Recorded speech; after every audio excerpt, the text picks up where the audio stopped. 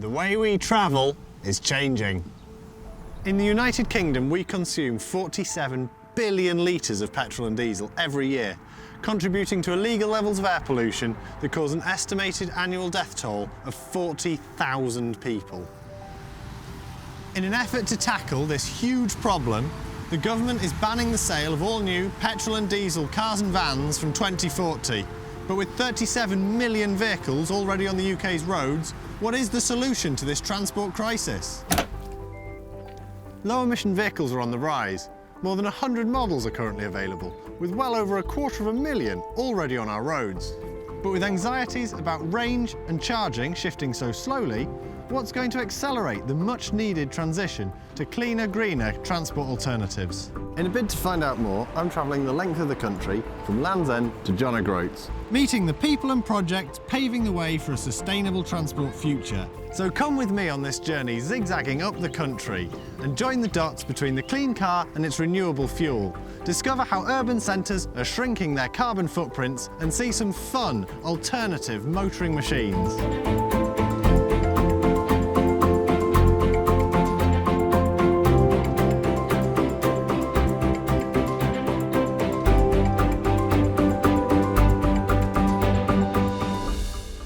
I'm Fred Spaven, and I'm an engineer. Friend and filmmaker Finn Varney films on a cold January morning as work begins on our journey's special steed. This is a 350cc Royal Enfield Bullet. It originally left the Redditch factory in 1961 as a kit of parts in a crate and was shipped out to the Indian Army, as a lot were at the time. Served a very hard life, and I bought it, stripped it down and found that basically none of it was usable. To fit in with our journey's little green footprint, I decided to convert it to electric. And that's what we're in the middle of now. I'm just planning out roughly how to spatially arrange the motor and batteries and charger and controller, get them to fit into the standard Enfield frame in a way that looks nice and works well. From the pencil sketches, I drew up the final design in CAD, had it laser cut in 4mm steel, and now I can start building up the subframe. I'm going to use 12 of these Nissan Leaf batteries. They're designed for automotive applications, they're readily available and perfectly affordable. This is the 16 kilowatt motor I'll be using.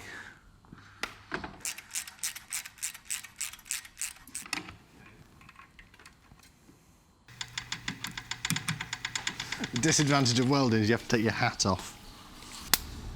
By the time Finn comes back to see me, things are starting to take shape. Put my hat back on now.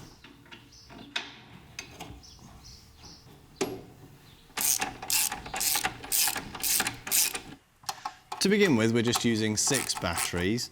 They won't quite be capable of providing the current the full 12 could, so it'll be a bit low on power just for testing around the yard, but it's enough to make sure everything's working.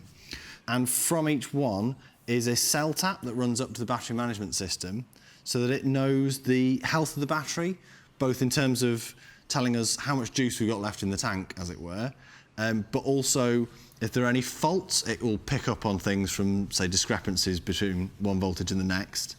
But the current is taken up through these heavy-duty cables that run round the bike to the controller. Now, the controller takes a small voltage signal from the twist grip, uses that to filter the power from the battery and feed it down these cables to the motor. So it really is as simple as a battery, a relatively sophisticated switch and a motor.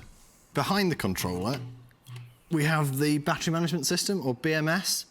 That takes the information from the cell taps and a current sensor and a few other things, and through a series of relays controls this main contactor, which will shut off power to the motor in the event of a battery fault. The only other thing that's missing at the moment is the charger, which lives in here, and that should be capable of charging the full 12 battery pack in just under 4 hours. I'm just making up some brackets for the rear mudguard because the original Enfield ones loop in through a slot, which makes the rear subframe really hard to assemble. And I thought, as we're making some other subtle modifications to the bike, I might sort that out as well. So it won't be quite as pretty as the original, but it'll be a lot more practical.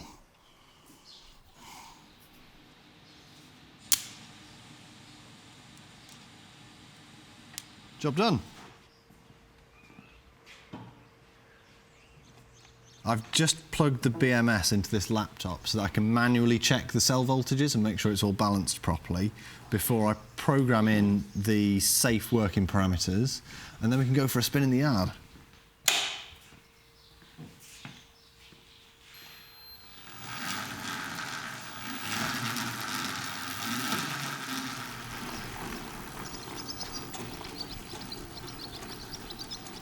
How is it, Fred? Sorry? How is it? It's really good. It's really good. It's still turned down a lot on power because I'm running on half a battery pack, but you don't have to think about clutches or gears or anything. And it's just a comfortable Enfield position to sit on. It's so easy to ride. Finn even put down his camera for 5 minutes to have a quick play.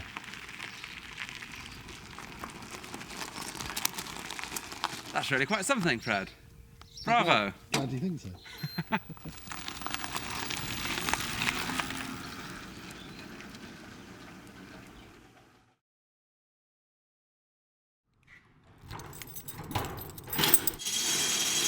The subframe's been sent off to get powder coated. It's come back in this lovely gloss black, in keeping with the period of the bike.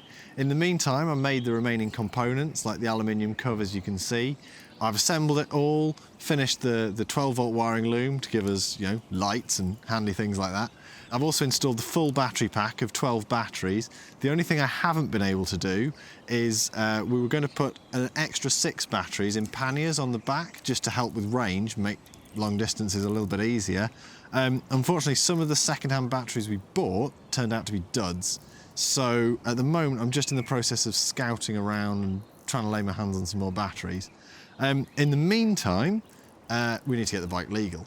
So I sent off to the DVLA, filled out their extensive forms, sent photographs explaining what I was doing, and they sent me a new V5, stating the tax class as an alternative fuel car. So I rang them back, explained the problem, and got another one, which clearly states that I have a 350cc electric motorcycle. Hopefully, another phone call will sort this out. The other bit of paperwork we need is an MOT certificate, so we trailer the Bullet off to get it tested. While the garage are busy with the bike, I give the DVLA one last phone call. Yes, hello. We passed. With the bike road legal, I head out for my first proper ride.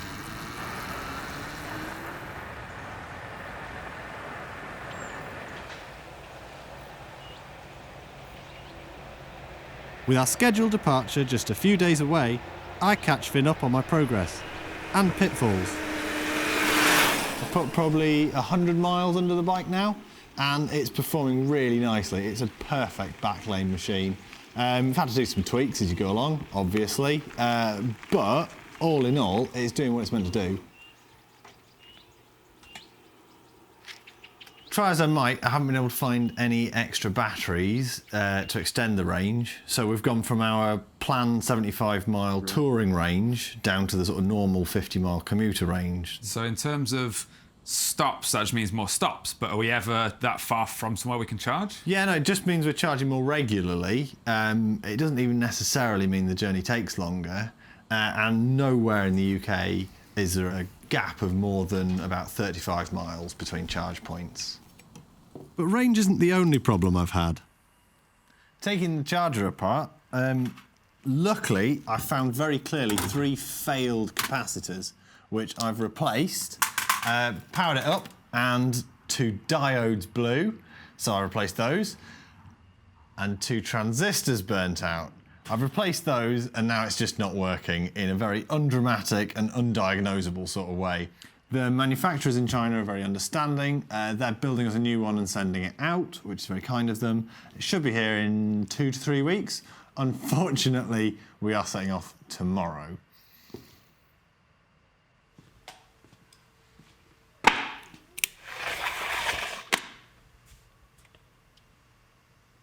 Luckily, we've also got this fast charger. This is what we were always going to use for the long journey anyway, just to speed things up. So the built-in charger was always going to be more of a backup. We're strapping the bike in the van because we're setting off today. I'm going to drive down to Land's End and then we unleash the beast and do the rest of it on electric power. But just for time, we're going to drive down the motorway. Bloody transits, you can feel the sides coming in. Yep, all looks good to me. Let's go. Let's go.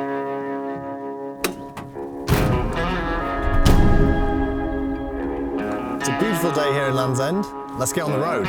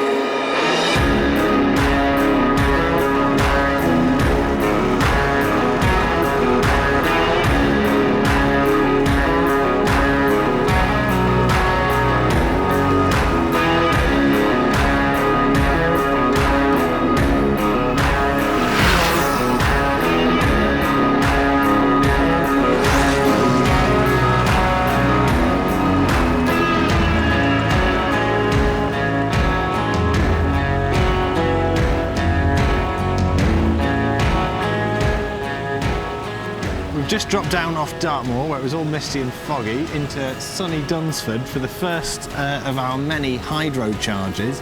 We'll discuss that later in the film. We're on the morning of the second day now. The bike has passed 100 miles and is still running beautifully, just weaving down the single track roads like an Enfield is supposed to. A charge en route usually takes us between 1 and 2 hours, depending on how sort of flat we've run the battery. And it's really nice just being sort of with the bike in that time. So everyone comes up and asks questions and says sort of, what are you doing? What is it? Where have you come from? Really nice to see some genuine interest in the project. And I'm really looking forward to having the opportunity to go and ask other people about their projects and see some other interesting bits of kit. One such piece of kit is being developed just a short ride away by Ariel, where I'm met by design engineer Tom, who tells me about their legendary sports car, the Atom.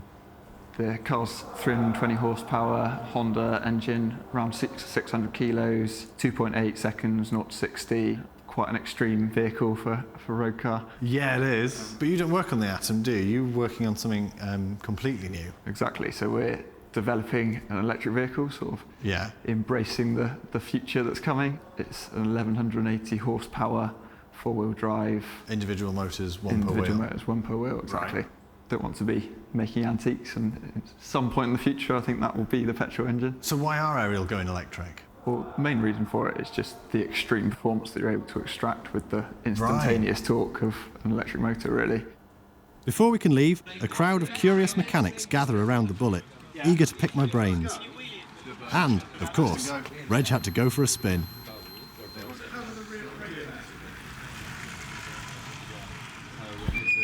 Really good, really smooth.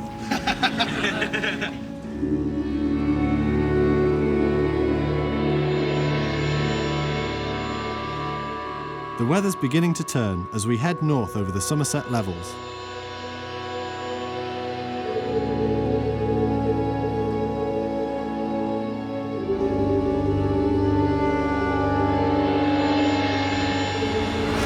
With the railways going electric, buses are also finding clever ways to go green.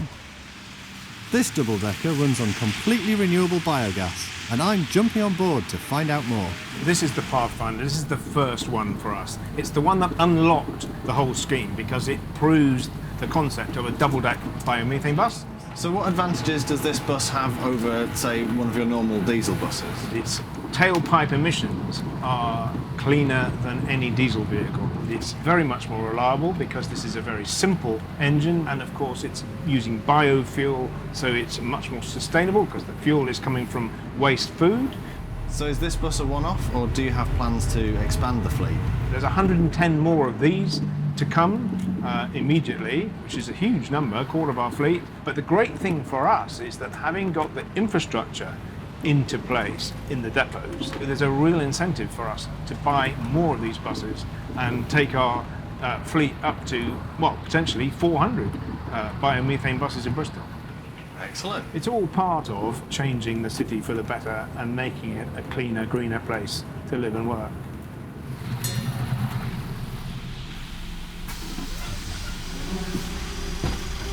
Cheers, drive. Entering home turf in Herefordshire, I notice a noise my Enfield hasn't made in quite a while when I'm joined by my chums from the local vintage motorcycle club for a ride by the River Wye.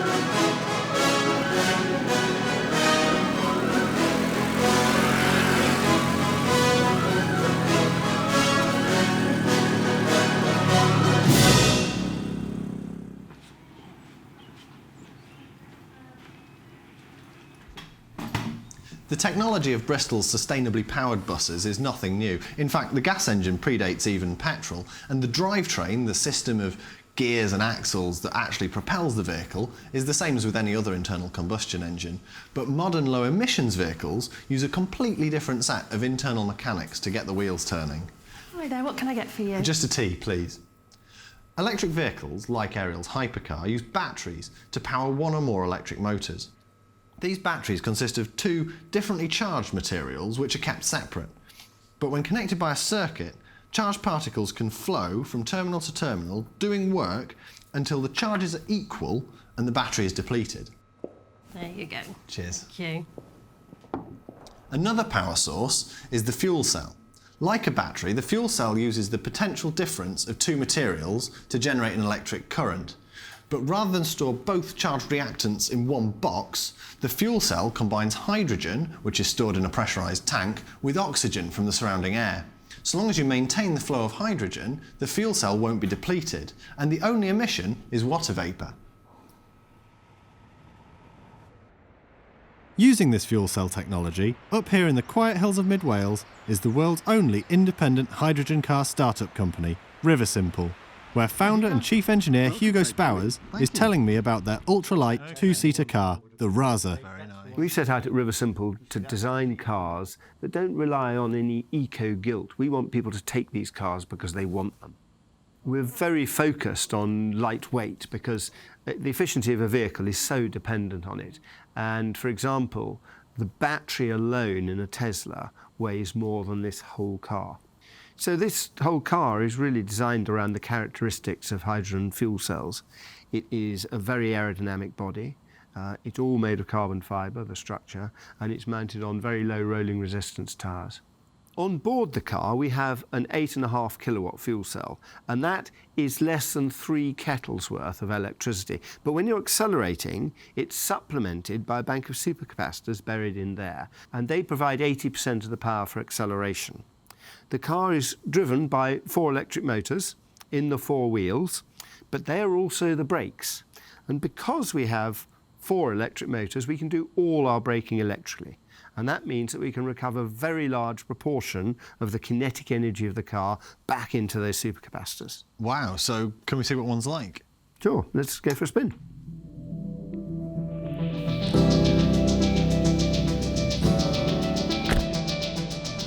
It's superbly smooth, Hugo. It feels like a nice ride and plenty of pickup too. Yes, it's quite quick. It does 0 to 60 in about 9.5 seconds. Yeah. And it's got a range of 300 miles on about 1.5 kilos of hydrogen, which is equivalent, to put it in perspective, to about 6 litres of petrol. Wow, just over a gallon. Just over a gallon. Combined with regenerative braking, recharging the supercapacitors, this gives the equivalent of about 250 miles to the gallon. And if we're using hydrogen from renewable sources, as far as we know, that makes it the most sustainable car in the world. But it's not just the Raza that's different here at River Simple, is it? No, we're probably the only car company in the world who hopes never to sell a car. Much like a mobile phone, there'll be a monthly direct debit with a fixed price bit of around £370 a month and a mileage rate of about 18p a mile. And that covers all your costs. It even includes insurance and fuel. So what's the incentive for this? We need to make sustainability profitable, we need to make efficiency profitable. And by doing this, it completely changes our drivers, our choices we make at the design stage, because it's worth our while investing in efficiency, because we're paying for the fuel, for the life of the car. Also, we want the car to last as long as possible, because it's a revenue-generating asset on our balance sheet. And it also aligns our interests with those of the planet, because we're rewarded for resource conservation rather than resource consumption. Taking a break from the journey, I treat myself to a day out in the Midlands. Since production began here in Redditch in 1949, the Bullet has become the longest-lived motorbike design in history. We're on the site of the former Royal Enfield factory here in Redditch. It's where the bike was originally built, and it's the first time it's been back here in 57 years. Around the corner, we take in some lunch and a little light reading. And no nostalgic memory lane meander past Birmingham could be complete without a visit to the National Motorcycle Museum. This is one of Royal Enfield's smallest ever bikes, known as the Flying Flea, as it was dropped out of planes with paratroopers in the Second World War. It's based very heavily on the pre-war DKW German company's 100cc bike. All Royal Enfield really did was bore it out to 125 for a tiny bit more power, put it into production. So, ironically, the paratroopers were fighting the Germans with their own motorbike.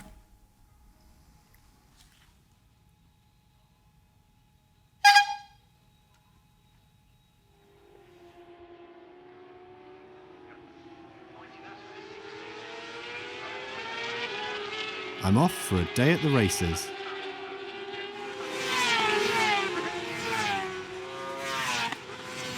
I am particularly excited to see the Moto E, a growing race series specifically for electric motorbikes.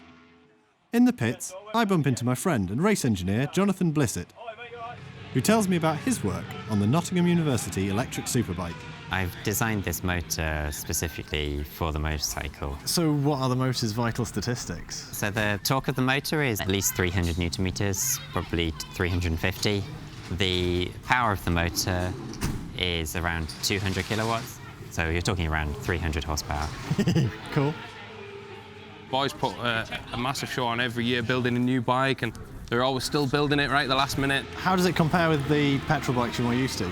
The thing's absolutely rapid, you know, and it's sort of wheeling me all over the place, and it's just not what you expect from electric bikes, you know. So, you know, I think a lot of people will be shocked today, and they'll enjoy watching it.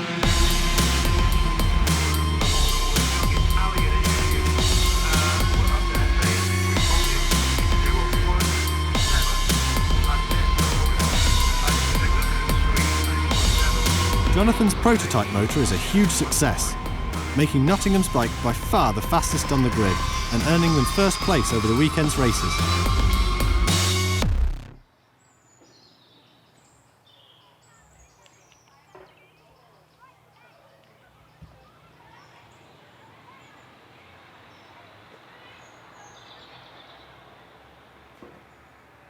It's amazing. Like, you can spend all the time you like looking for the charge points on the map and that sort of thing, but they tend to be crummy service stations and cheap hotels, things like that. Asda car parks have been a favourite. But yeah, if you go a little bit off-piste and you just ask at a nice cafe or a pub and say, can we charge up? We're going to hang around for an hour and have tea and cake anyway. Yeah, why not? Psychologically, it's probably that people have got very used to, like, can I charge my phone? It's just an extension of that, really. We use a bit more electric, but really, it's about 50p. It's only fair.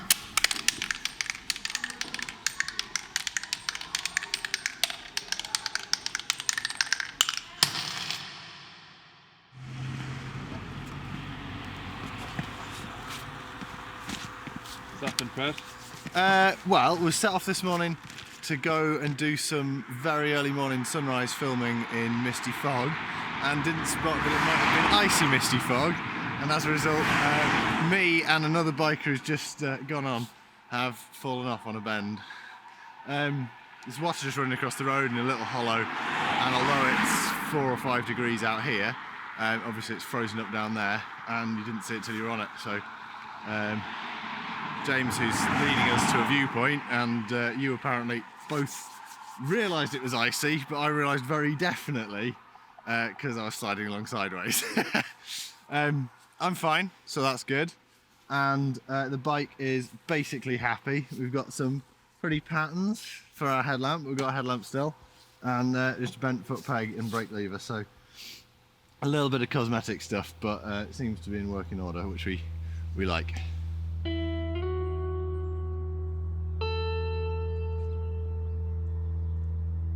Worth it, Spav. What, the view? No, nearly dying. Oh. Yeah, it's worth nearly dying to get a really nice view like that, I reckon. Not worth logging up a great big hill for it, but, you know, just lying on the road for 2 minutes I can do.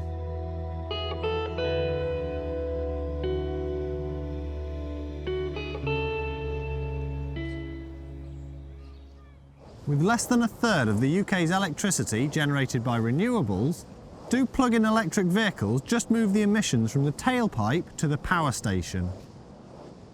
Just off the M1 near Sheffield is the country's first zero-emissions hydrogen refueling station. Rachel from ITM Power, the company who created the site, tells me how it works. The wind turbine, which generates the renewable electricity, that goes into our electrolyser, which is just behind me. That uses the electricity to split water into hydrogen and oxygen. The oxygen we vent off to the atmosphere, it's a non-harmful gas. The hydrogen we then store ready to be used in a car. And what makes hydrogen a zero-emissions fuel? So for our refueling stations, there's 3 main ways. The first is that the hydrogen is generated on site, so there's no emissions in transporting the fuel to where you want it to be. Secondly, the hydrogen is generated using water and renewable electricity, so there's no emissions in the generation of the fuel. And thirdly, once the hydrogen's in the vehicle, the only emission is water, which means there's no emissions in use. Over at the pump, Rachel gives me a demonstration of the refueling process. It's really just the same as if you were doing a petrol vehicle. So you drive up to the station, we take the nozzle that we're refueling with, attach it to the vehicle and just click it into place. Once I've done that, I can press the green start button and refuel again. How does refueling time compare to that of a petrol or electric vehicle? So the fuel cell car is very similar to the petrol car. It takes about 5 minutes to refuel. So it's much faster than an electric vehicle, even if you're thinking about fast charging. During the refuel, we'll take about 5 kilograms of hydrogen to fill a car, and that gives you a range of about 300 miles. So the cost per mile is about the same as a petrol vehicle as well. The station generates enough hydrogen to refuel 16 vehicles a day, and ITM Power have big plans for expanding their hydrogen refueling network to cater for growing numbers of hydrogen vehicles.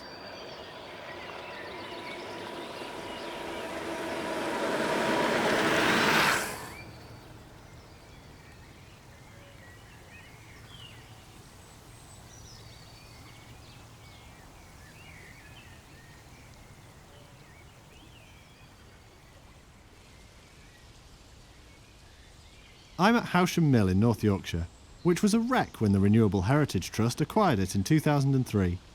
Since then, the buildings and water wheel have been lovingly restored, and 2 Archimedes screws have been placed on the weir. Combined, the site now produces 30 kilowatts of electricity, enough to power around 50 homes. I'm here to meet Dave Mann, the engineer responsible for Howsham's hydropower and installing the UK's first Archimedes screw right here. Hi there, Dave. Thanks for arranging all these renewable charges for us. It's kind of great to be running it on like pure hydropower for some of the trip. You're very welcome. Could you explain to us the benefits of the Archimedes screw?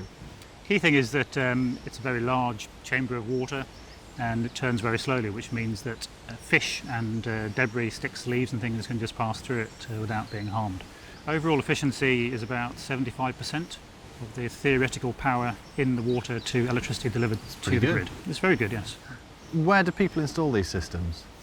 It's really down to where there was an old mill site, because the infrastructure to build a system like this requires a head of water, which typically needs a large dam or weir across the river. So across the UK there's about 20,000 old mill sites that potentially would be suitable.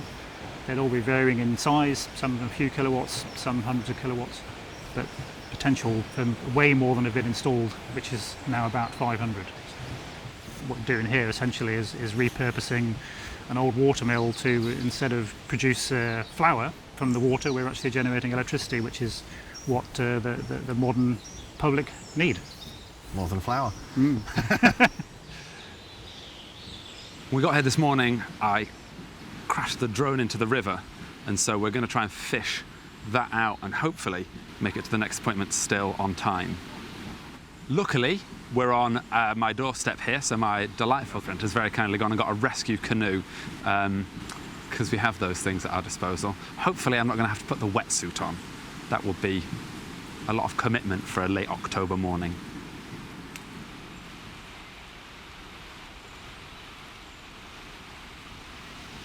So it turns out that 2 meters is quite a lot of water, and reaching round in the bottom of the river with a rake on the end of a stick is quite hard, and so we need to give up and move on. It's almost as if crashing your drone into a river is a really bad idea. We are going to try and get some scuba people to come and search properly under the water, because maybe they'll find it. Hopefully. Could be good to get that footage off it. If you're watching a drone crash into a river now, it means that we got the drone out and we got the footage off it, which is how you're watching that. Spoilers. If you don't see it, we didn't get it back.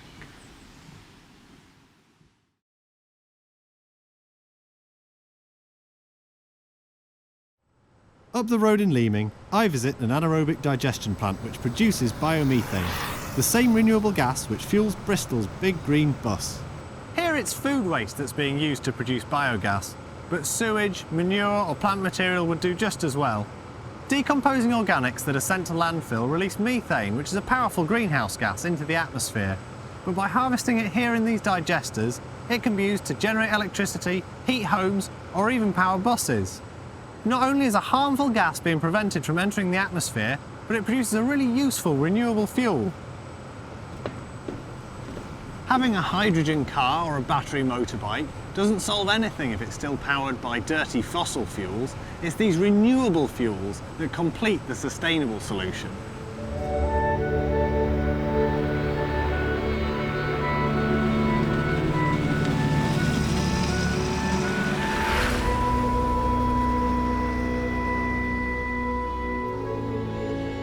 Over at Durham University, they have a car that makes its own fuel. A solar car built for a 3,000-kilometre endurance race across Australia. Thanks for meeting us, Tobias. Could you tell me a little bit about the team? Absolutely. So this is the Durham University Electric Motorsport project. We've been going since 2002, so we're actually Britain's most established solar car team. And we're 50 students at the university who decide that we don't want to do anything else other than build solar cars in our free time. We design them and build them. We've got an engineering team doing that. But we also have a great marketing and finance team as well, which run all the events. We get us the sponsorship and funding required to take this car and race it all the way across Australia. Wow, and how many times has the team been out to Australia now? So the team's been 3 times to Australia, once with our existing solar car and twice with this chassis. But this incarnation you see in front of you went in 2017, so very recently. I'll tell you a bit more about it. This car has a 4 square metre array, which captures the sun's energy, converts it to electricity in our 5 kilowatt-hour battery pack, and then drives the car. So we're only running on actually a kilowatt, which for the ordinary person is pretty much what a microwave runs on, so not much at all. We're cruising 60, 70 kilometres an hour across the challenge, which is a 3,000 kilometre race, so a pretty long distance. This car actually did 1,000 kilometres of that, which is pretty impressive given it rained in the outback, so, which is a bit difficult in a solar-powered car. We still did 1,000 kilometres, which was great. Cool. So what's next? So we're at work on our 3rd generation solar car. It's going to be even lighter, even faster, and even more efficient as we take it to race once more across Australia. We're going to continue designing and building everything you see ourselves, with the exception of the solar panels. They're very delicate, very expensive to make, so we're not going to touch those. Of course. But I'll introduce you to Isaac, and he'll tell you a lot more about it. Yeah, cool. Hi there, Isaac. Nice to meet you. Good to see you. Could you tell us a little bit more about this 3rd generation car you're working on? Of course, yeah. So this is the Generation 3, and we've designed it to be a lot more aerodynamically efficient, so a really low coefficient of drag that gives us a sort of drag surface area about the same as an A4 piece of paper. Wow. On top of that, a lot lighter than the old car, so down from about 250 kilograms to 170 kilograms. And all these sort of design improvements are going to bring up our cruising speed from about 60 kilometers an hour to about 80 kilometers an hour at about just over a kilowatt. Wow, so it weighs about the same as the Bullet, but it's like 10 or even 15 times as efficient. Yep. That's pretty cool. I've stopped here in Newcastle for a quick charge. Durham's self-charging car is really a clever piece of kit, but sometimes you have to stop and stretch your legs anyway. Maybe a quick recharge is as important for the driver as it is for the car.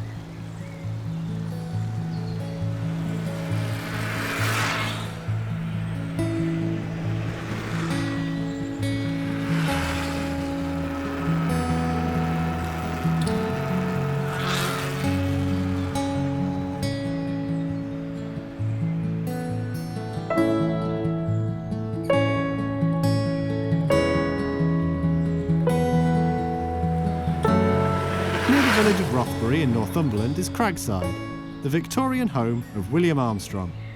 In December 1880, Cragside became the first house in the world to be lit by hydroelectricity, making this the spiritual home of renewable power.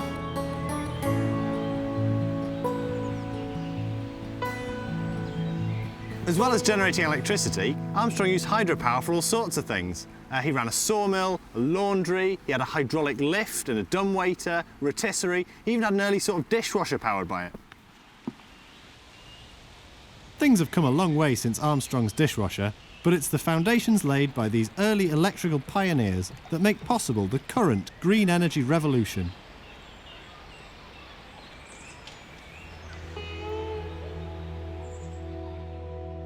I've just crossed the River Tweed into Coldstream and entered our 3rd country, Scotland.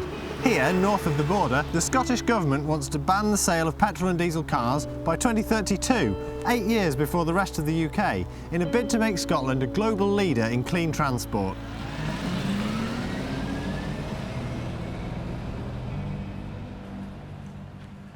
At the University of Glasgow, I'm meeting Professor Lee Cronin, whose liquid-filled flow battery could charge electric vehicles in minutes. So Lee, tell us what you've been working on here. So I've been trying to make a new type of energy storage system because I want to basically make a kind of a sponge that can get as much energy as possible. And I realised that we could do this with a kind of rust, and you could dissolve this in water and make a liquid battery.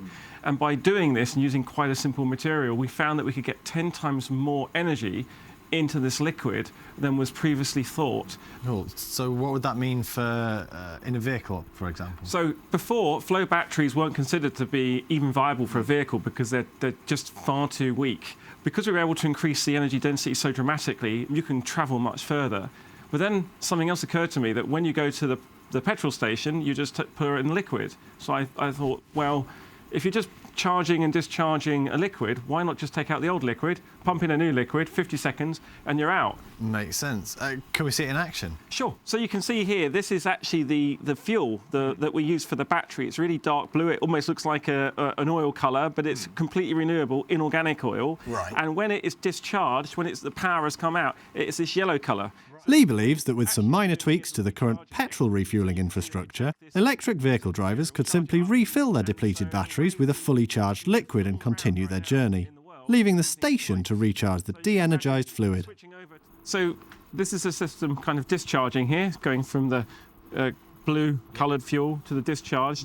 And over here, we've got it being recharged, which is set up now. This is the charging station, as it were. Right. You can see the input over here, the liquid where it would come in. Yeah. And this is where the electricity is used to recharge the battery. And then the fuel, if you like, is here. And you'll see it going blue in a second. There you go, look at that. That's pretty good. It's incredible to see the liquid change quite so dramatically with the addition of little more than a few electrons. So what's next with it all? Well, we have to make it bigger, a lot bigger, and still check it works. Right. And check we've got all the power density, energy density. But the key is then to put it in a car and drive around. And it allows then drivers to seamlessly adopt electric cars without even knowing there's a difference. Right. Go to the station, chuck the old liquid out, new liquid in, drive away. Same range as a petrol car, same convenience, but all electric. From future possibilities to the contemporary technology available today, Dundee is a city leading by example, with the council switching its fleet to electric vehicles and building the charging infrastructure that will allow residents to follow suit. I'm here to meet Lynn Short, who tells me why Dundee has been dubbed Europe's most visionary city for electric vehicles. This is the Princes Street Charging Hub, which is the UK's first ever sustainable charging hub for electric vehicles. As well as the council and our large fleet of vehicles, we also have a taxi industry that's really bought into the whole idea of electrification, as well as the local universities, colleges and the National Health Service. So why is Dundee Council so committed to electric vehicles? We've got great ambitions for the city with regards to our sustainability and our green agenda, and of course electric vehicles are cheaper to run and maintain, so it's a win-win really for the city. Excellent. Departing from Dundee, my mind moves to the journey ahead. North, over the Highlands to John O'Groats.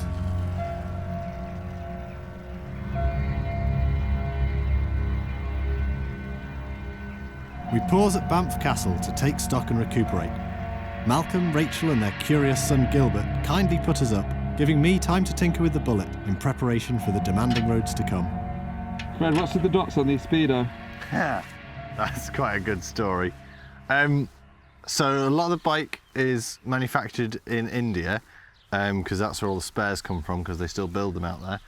And it's really good because it's very cheap, which is rare for a classic bike. But you do have to watch the quality, and the Speedo is kind of a great example of this. So basically, almost everything on it is wrong. Where it says Smiths, it wasn't made by Smiths. Made in England is not true, it is Indian. And miles per hour, it took me a while to twig what was going on here. I think the internals might be off kilometres per hour, and they've not changed the gradation around it. They've just written miles per hour. So the dots show me where actually 20, 30, 40 and 50 are, and they're not even evenly spaced, so even if it's kilometres it'd be wrong. And the odometer I haven't been able to work out either. It's definitely not miles, and I think it's too short for kilometres, so I kind of think of it as half miles, which is like as near as I can get. So yeah, the Indian bits are absolutely fantastic. You just kind of have to keep an eye on what you're getting. A little bit hit and miss.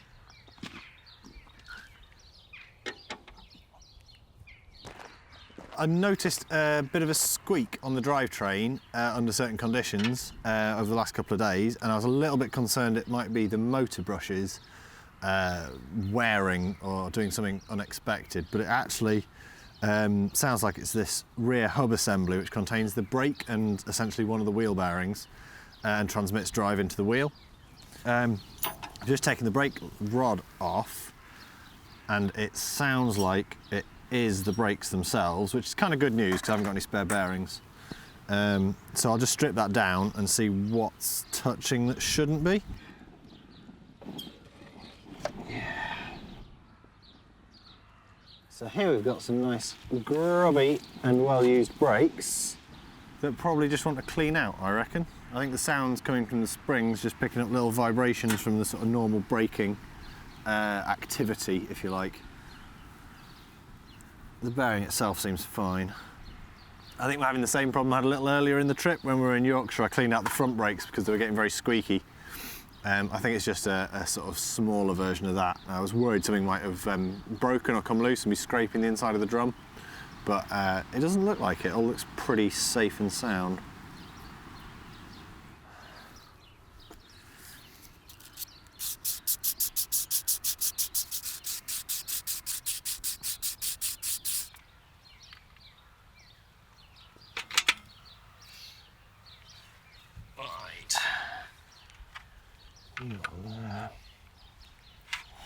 And this lot should just slot back in to here, like that. It's all covered in this really thick chain oil, which makes life a bit hard work.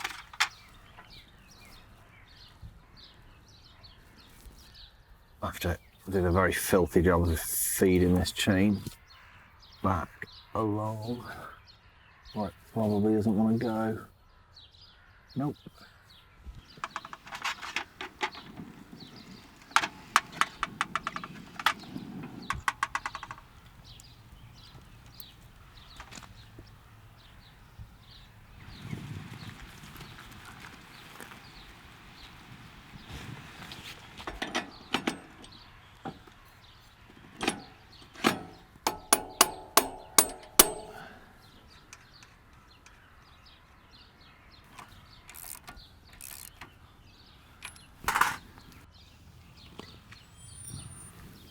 Oh good, still does it.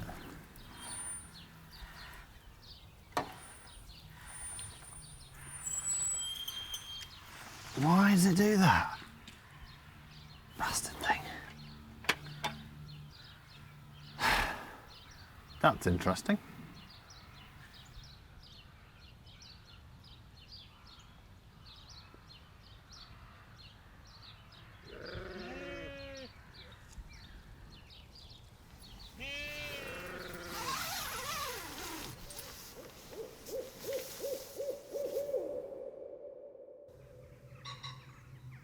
What's the journey plan, Fred?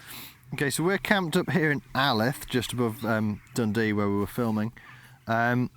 We need to head basically northwest to sort of cut around the firth up here, up near Loch Ness, over the Cairngorms. So we were just going to take this old military road, which is meant to be beautiful, all the way across, meander our way up, heads off in the right direction. Unfortunately, it's really icy this morning, so these high passes in the first section is going to be too dodgy on a bike. Like, I've already found that one out once. So instead, we're going to skirt around on the lower lying regions around here, which will still be a beautiful ride, and stop somewhere just inside the national park. And then tomorrow, when the weather's meant to be a lot warmer, we can tackle some of the high passes in this top section. So it shouldn't slow us down too much, and be a bit of a safer ride. That'll be 5 pairs of trousers, including the waterproof ones.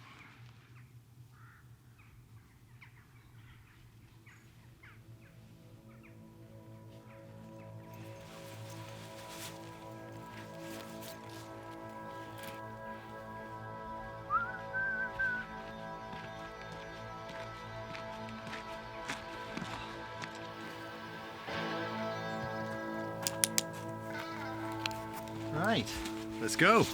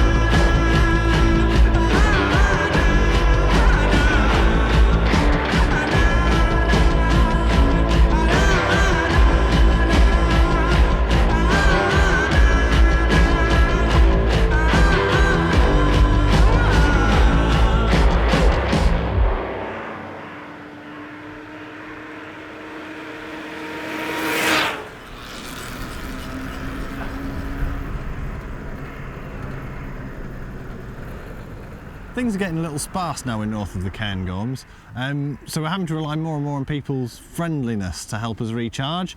No one said no to us yet, everyone's really friendly, and we always make sure to support small local businesses by buying a little bit of tea or cake.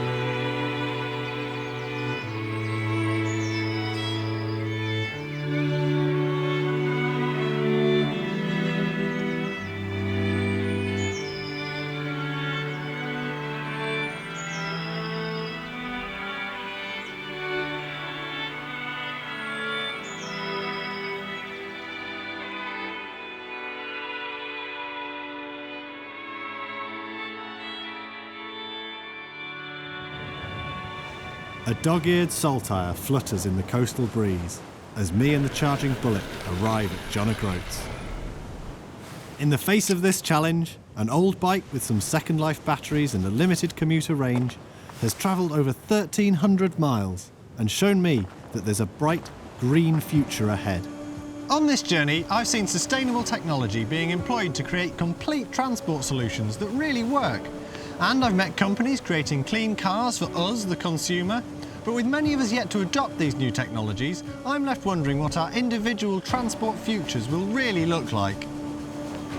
There's no arguing that an electric vehicle is cleaner than its internal combustion counterpart. The electricity used by the Charging Bullet released less carbon dioxide on this whole journey than my 175cc petrol bike would in a week of commuting to the workshop. And EV range continues to improve.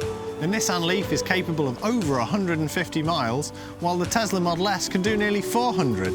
And for truly long-range vehicles, technologies like hydrogen or flow batteries could refuel in a matter of minutes. As well as the environmental incentive, there's a financial one. The running costs of an electric car are less than half that of a petrol or diesel one, and with fewer moving parts, they're more reliable and easier to maintain. The government will even chip in towards the price of a new electric car and home charging stations.